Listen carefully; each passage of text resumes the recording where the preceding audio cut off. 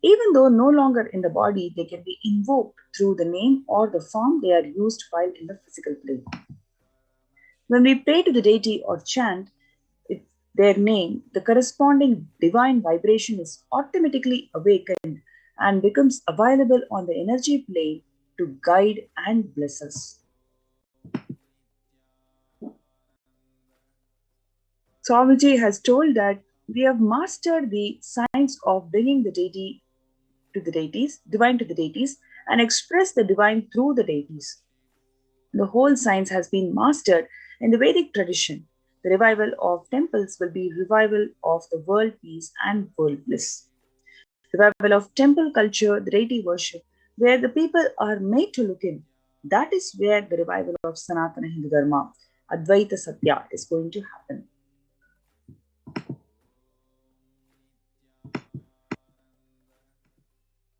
So for you to join our COVID Care Protection Center, you can log into kailasa.org/Kailasa Care.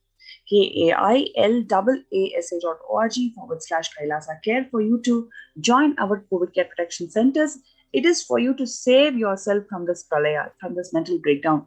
We have this kshetras, all our kshetras, where the temple ecosystem is revived by the Supreme Court of Hinduism is available to one and all. So you can join us in the COVID Care Protection Centers for you to avail this space and opportunity.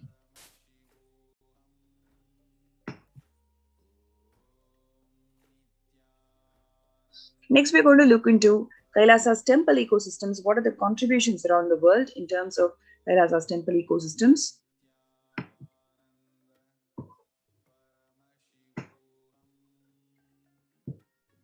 Kailasa is a place where everything related to super consciousness is revived. All the sampradayas, all the spiritual ecosystems created for enlightenment will be revived and established in such a way that it never gets lost again. They're forever serving the humanity.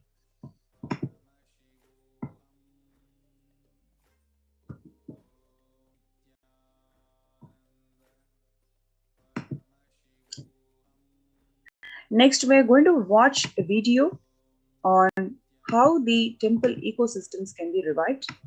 So,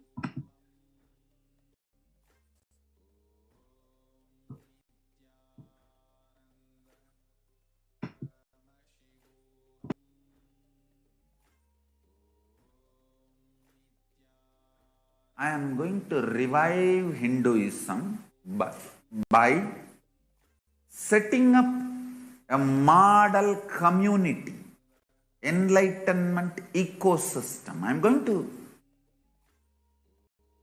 create absolutely from the scratch newly.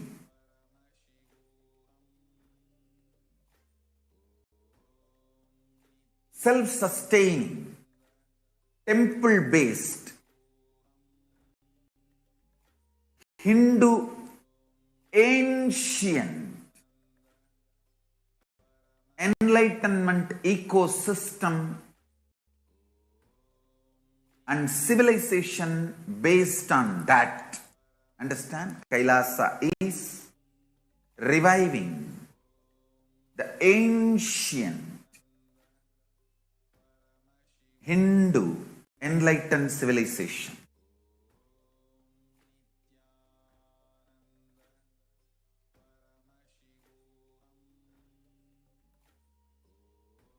Paramashiva himself manifested this Kailasa Mandala, the enlightenment ecosystem, and the lifestyle. I am going to revive this whole enlightenment ecosystem, Kailasa, by creating a model Kailasas all over the world.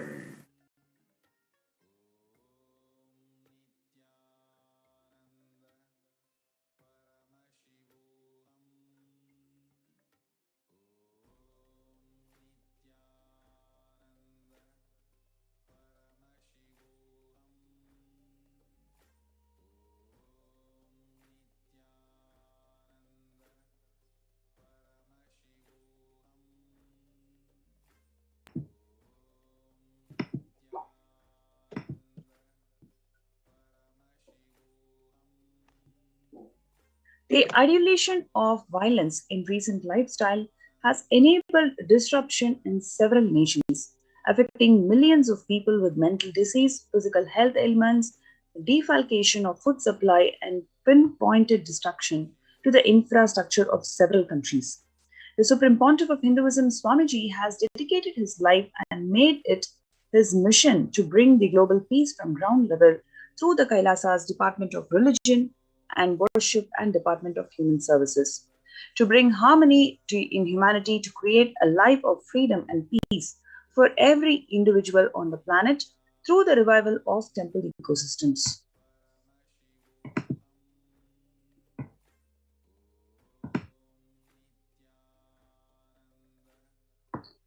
Joshua Jordan, as the director of National Institute of Mental Health, NIMH, has pointed out that the environmental factors present both risk and protective influences on the mental health.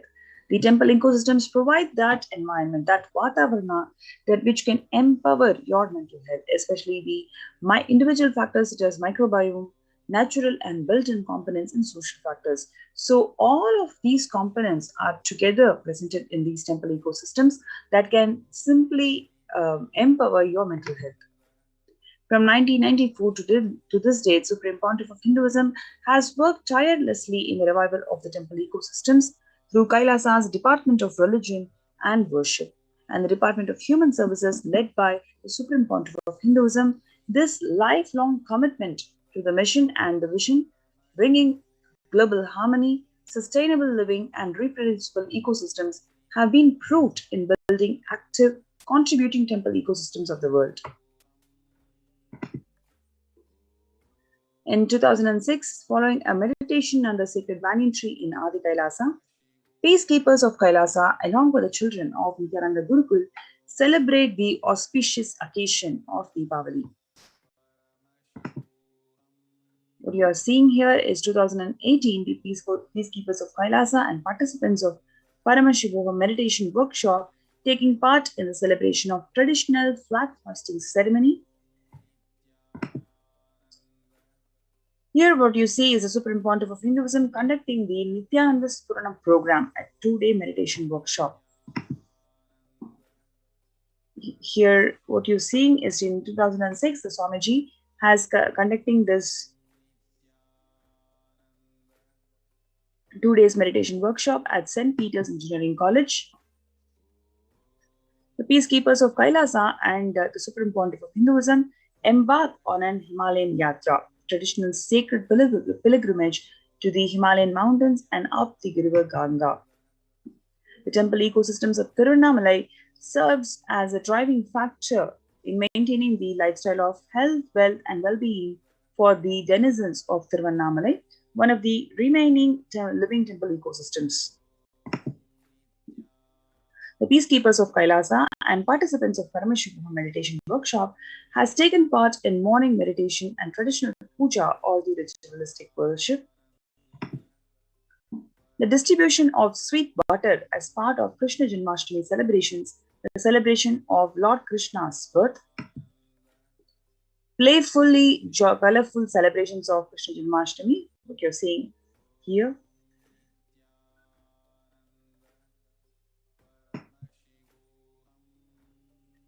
As part of Krishna Janmashtami celebrations, peacekeepers of Kailasa distributing free organic food to public.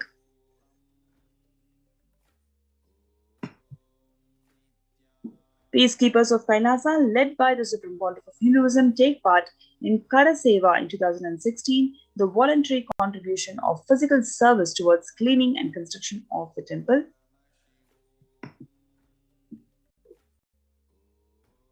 The Supreme Pontiff of Hinduism, Swamiji, arrives with volunteers in 2013 and Kailasa's peacekeepers to provide the relief efforts to cyclone-hit Pondicherry.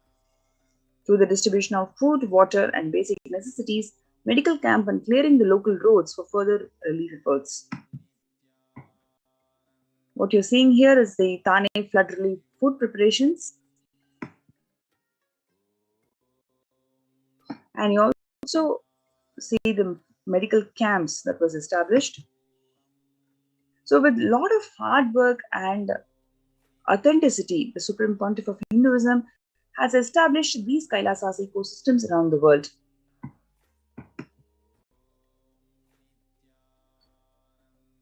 And they are passed on traditionally. From 1994, the Kailasa in Tiruvannamalai, this Arunachala Sarvagnya Peetham, has been traditionally passed on to the Supreme Pontiff of Hinduism from his Guru. And now this ecosystem has beautifully flowered, where thousands of devotees and delegates visit and receive the blessings through various meditation workshops and so forth. In 2011, you can see how Swamiji himself personally directly serving Annadan and doing the traditional worships.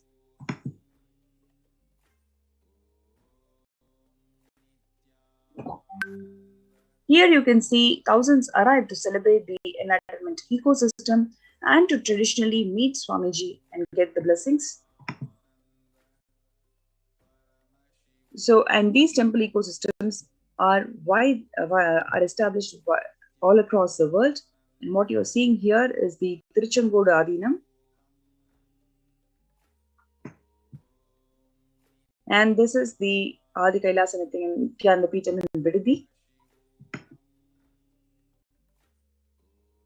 Through the live stream of the sacred banyan tree and the deities, the temple ecosystem of Adi Kailasa is continuously available to one and all from wherever they are.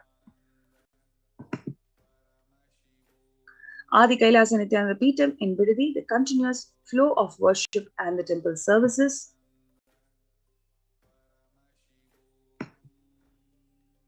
So what you're seeing here is the Kailasa in Columbus, Kailasa in Los Angeles,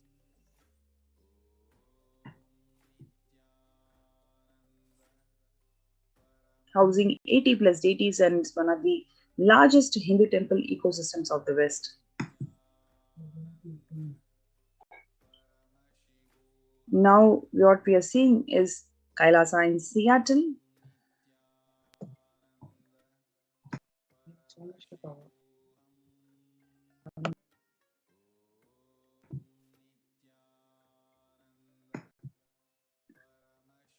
Then you have the Kailasa in San Jose.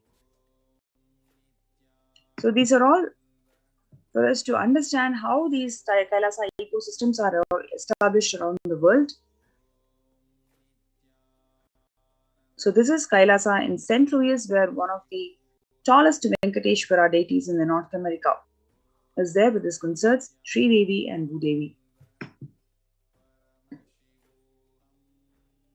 This is a picture from Kailasa in Phoenix that was established way before 7 years ago.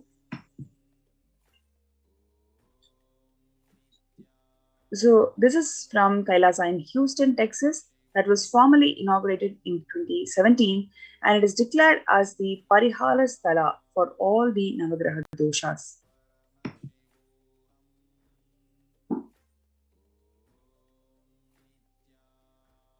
This is a picture from Kailasa in Toronto, Canada, where the temple deities are seated exactly as the existentially preside in Kailasa around Paramashiva.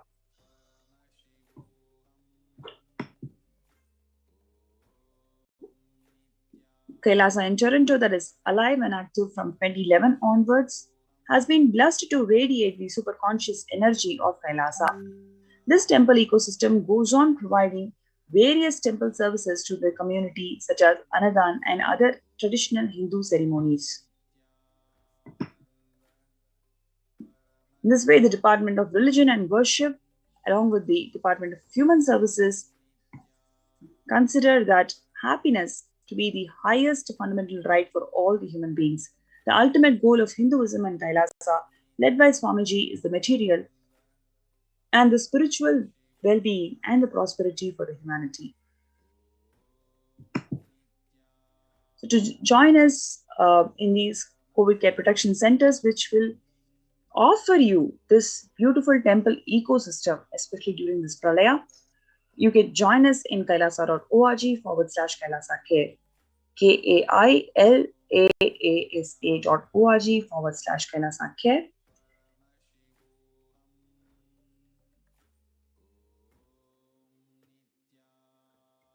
Let's take a few minutes for the viewers to join this beautiful opportunity in Pralaya.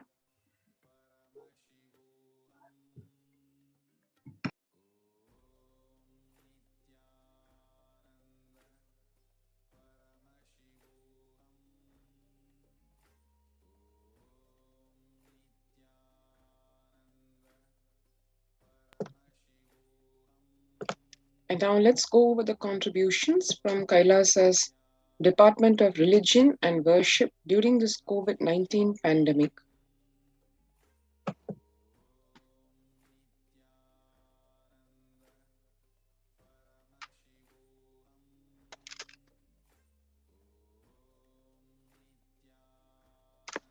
The various homas being performed. All these services are digitally provided to us through Facebook platform and all the other social media platforms. Every single ritual has been digitally promoted to us, to the humanity. And what you're seeing now is the Mahamrityunjaya Homa that was promoted recently and offered as a service for the people to experience longevity.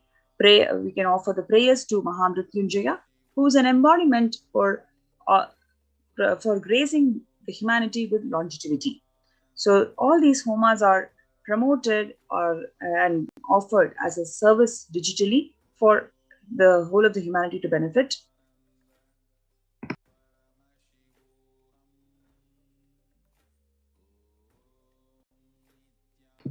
Similarly, you can see that these services are offered in YouTube also. What you're seeing is YouTube channel page of the Nithyananda Kailasa Devalayam.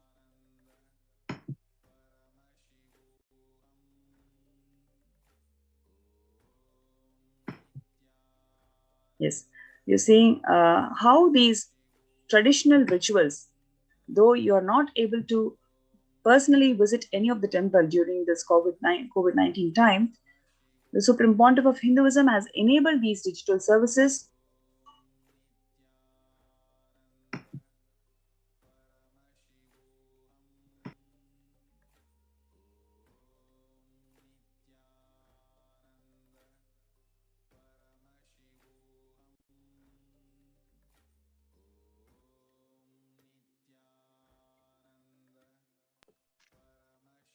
And now the revelations to the world by Devi Parashakti. On 12th May 2021, Devi Parashakti revealed, I came as Nijavatara. I am blessing you. Listen. People, listen. To do good to all of you, I have taken the form of Nithyananda and came down as Nijavatara. People of India, listen. Carefully listen. Time after time, Bharatam is Jnana Bhumi, where enlightened beings come. We cannot make Jnana Bhumi as infertile. Enlightened beings have to come.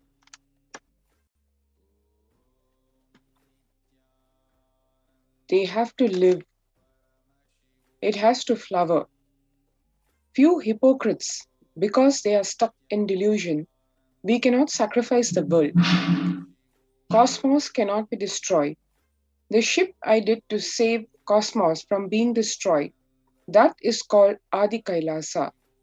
The ship I did to protect beings from Pralaya is Adi Kailasa. Because of conspiracy of Drohis and enemies' rule, the captain had to leave the ship. Before 12 years, knowing the great deluge that is going to happen, all Aushadhas, by this Guru Purnima, that Jnana Rasavadam, Navapashana, is going to allow people to come and take dip in Navapashana flower. People, whoever comes and dips in Vaidyasarovar, they will not have death. They will not have corona. Crores and crores of people will come in line. Every day they will come and dip in Anandalingam.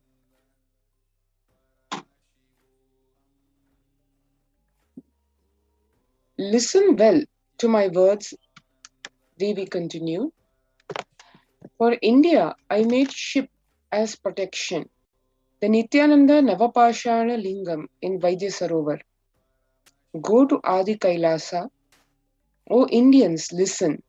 All those regretting losing Nithyananda Nijavatara without confusion and without talking just as lip service, go to Adi Kailasa. Crores of people will come there looking for health, Navapashana water feast and medicine to get health and protection and enlightenment. To protect India from the great destruction, I, Parashakti, made this huge ship. Even if captain is not there, ship is there. When the first world countries closed their borders during this massive global emergency, Kailasa is the only nation that has opened its not only doors, but every single Kailasa has been opened up in all its dimensions to all without exception.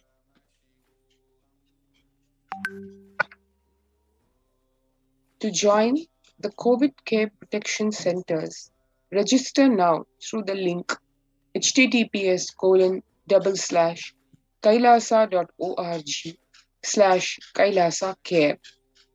Let's take a few minutes to register ourselves for the COVID Care Protection Center.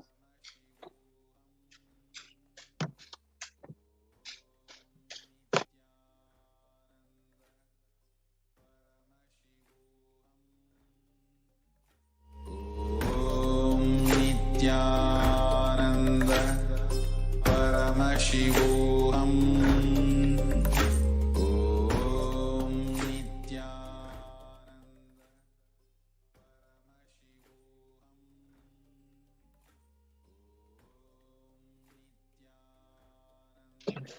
And one can see further glimpses of the Nithyanandeshwara Paramashiva Devalayam at Adi Kailasa, where the various rituals are performed daily, the Nimitta rituals and special homas, special pujas being performed, like how one sees a Shatru Samhara Trishiti Homa and a whole array of homas and pujas.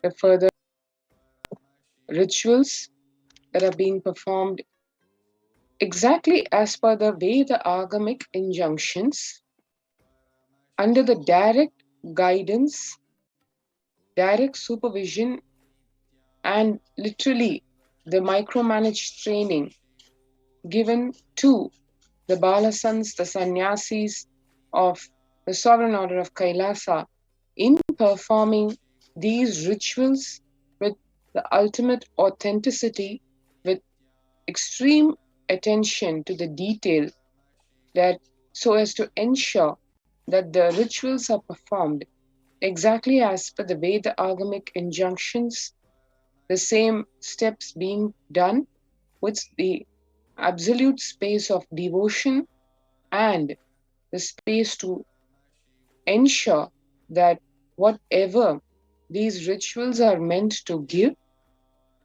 that same fruit is given to humanity from the space of devotion to the living energies, the living deities energized by the Supreme Pontiff of Hinduism, Nithyananda Paramashivam.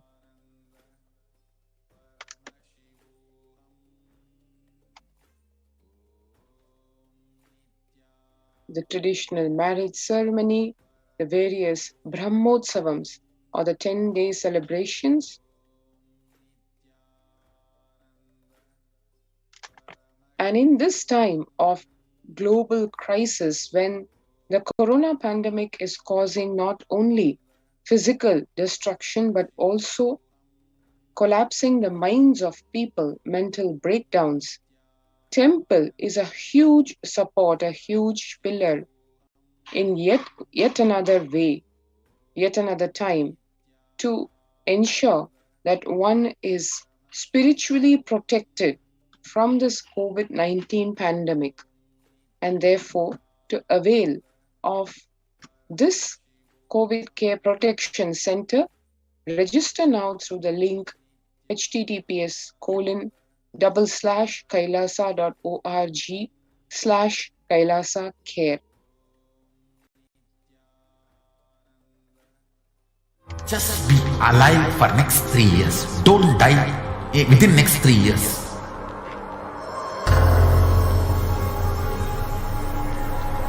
Just don't die within next 3 years. Be alive. Somehow be alive. I'm working sincerely. I will reach you somehow. Somehow I will reach you. It's my commitment to humanity.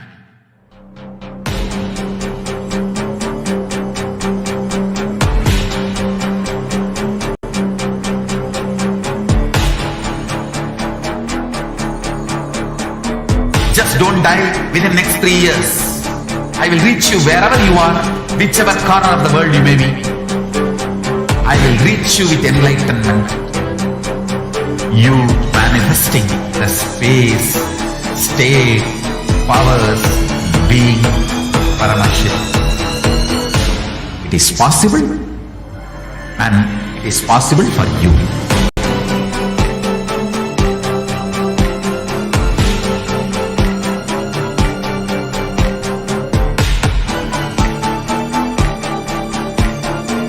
Paramashiva will reach you with enlightenment science.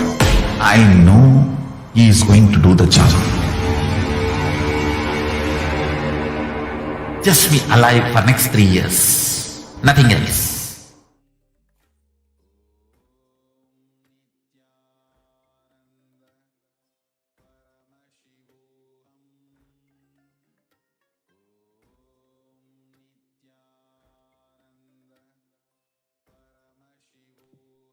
Next, what you're going to watch is a beautiful video to see how this Adi Kailasa Sarvangapeetham was built from the scratch by the efforts of the Supreme Pontiff of Hinduism, Jagadguru Mahasannidhanam, His Divine Holiness Swamiji.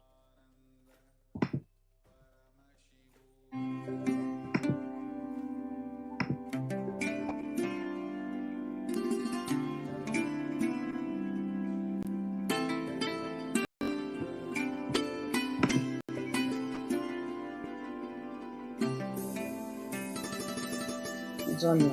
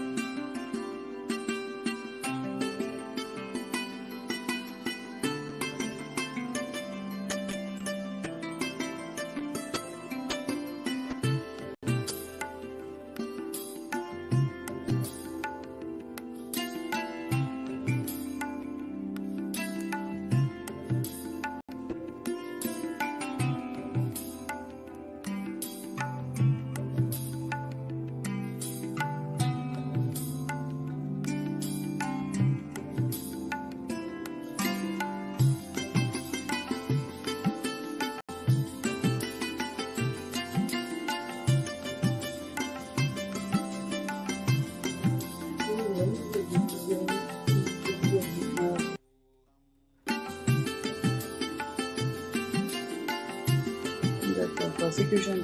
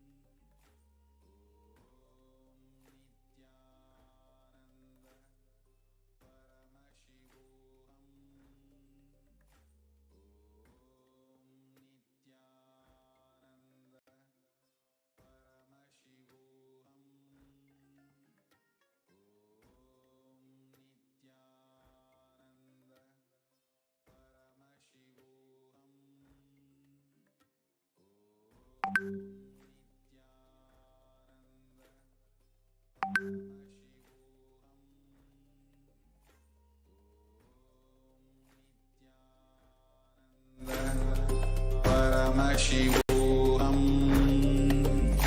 Om Nithyananda Paramashivoham. Om Nithyananda Paramashivoham. Om Nithyananda Paramashivoham. Om Nithyananda Paramashivoham. Just be alive for next 3 years. Don't die within next 3 years.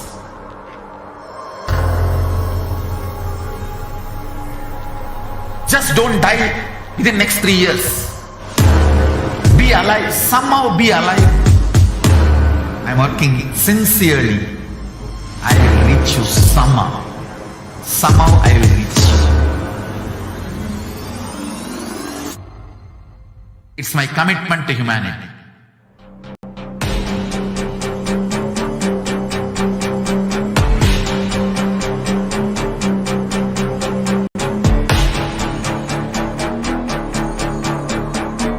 Just don't die within next 3 years. I will reach you wherever you are, whichever corner of the world you may be. I will reach you with enlightenment. You manifesting the space, state, powers, being, Paramashiva. It is possible, and it is possible for you.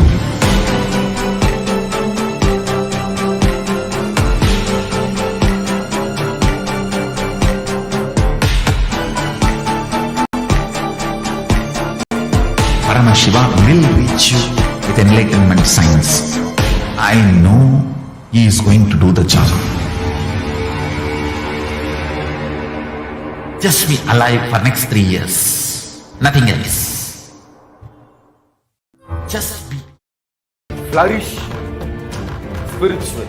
The spiritual prosperity will happen to the whole planet. We all have to coexist together.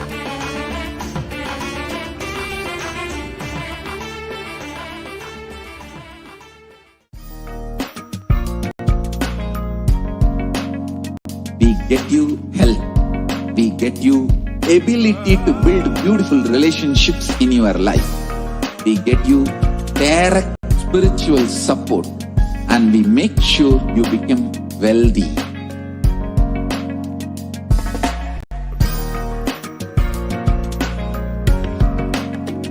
We won't stop giving you just good life. We will literally not stop till you live enlightened life. Manifesting the state of Paramashiva, space of Paramashiva, powers of Paramashiva, being of Paramashiva.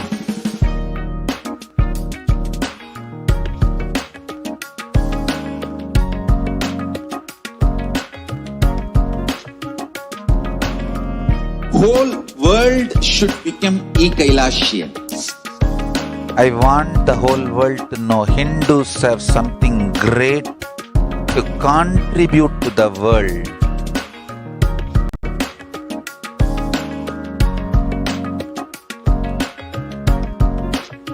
We have something great to contribute to the world. Let us do that.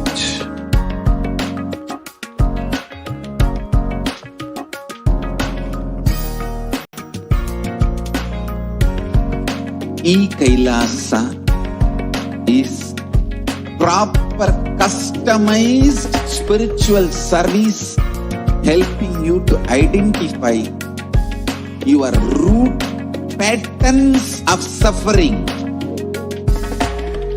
We have perfected the science of helping every individual from every cultural, religious, nationality background.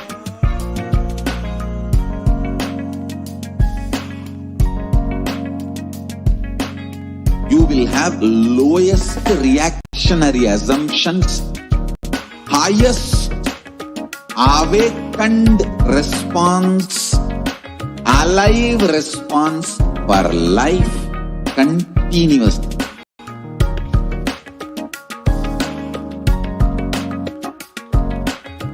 Kailasa is enlightenment ecosystem, literally enlightenment itself in your own home, wherever you are.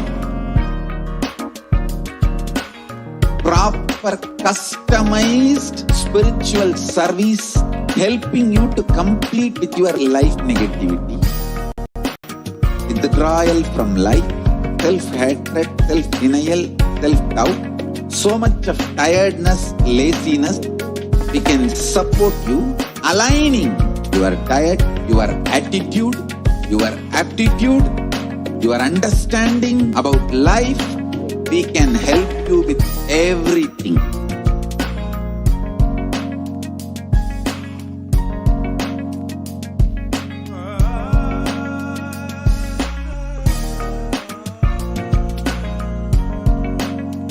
If you are interested in enlightenment, we will immediately bring this to you. If you are not interested, we will explain the whole science, inspire you and make you interested in enlightenment science. We need to cater this enlightenment science to the whole world wherever they are, because enlightenment is the birthright of all human beings. Kailasa is responsible to provide that to all human beings.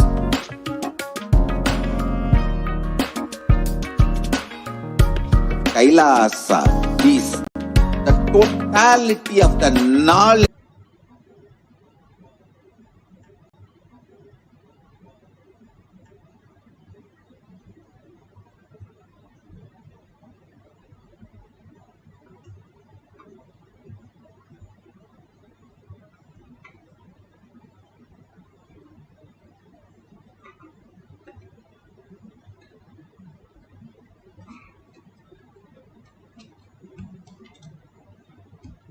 Let's start with the Sadguru Vandanam.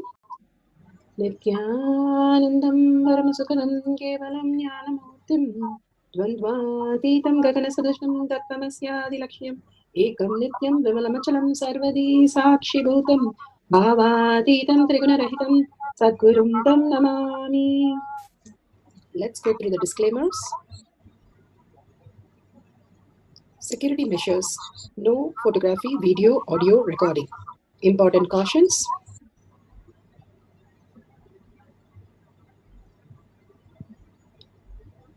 Please be aware of the important cautions.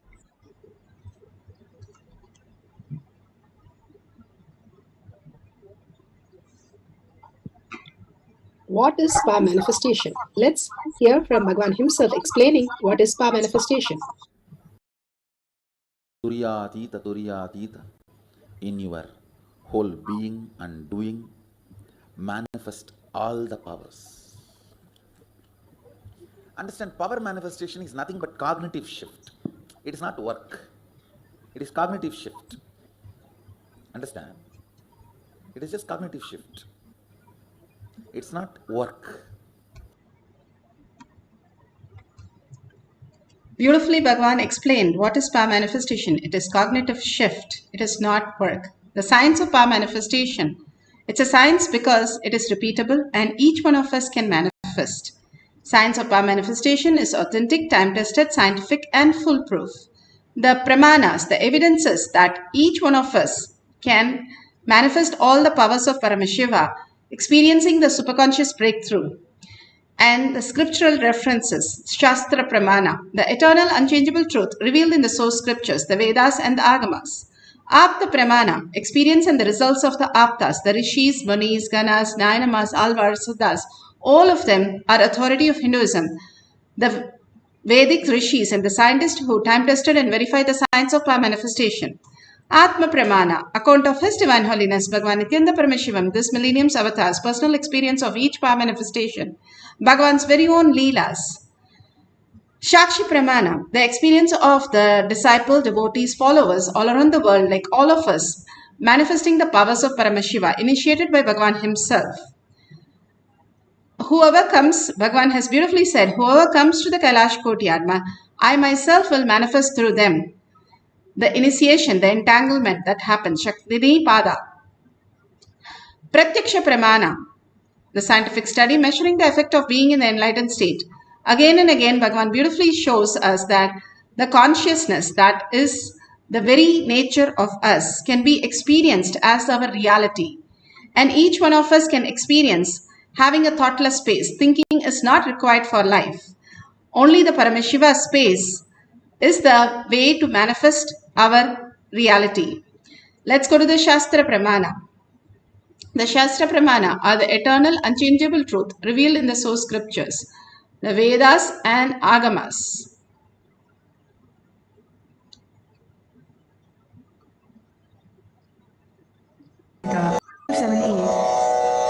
मरणं घात्यते तेन सकेनापि न घाध्यते तस्य स्यात् परमा सिद्धेः अणिमादिगुणप्रदा.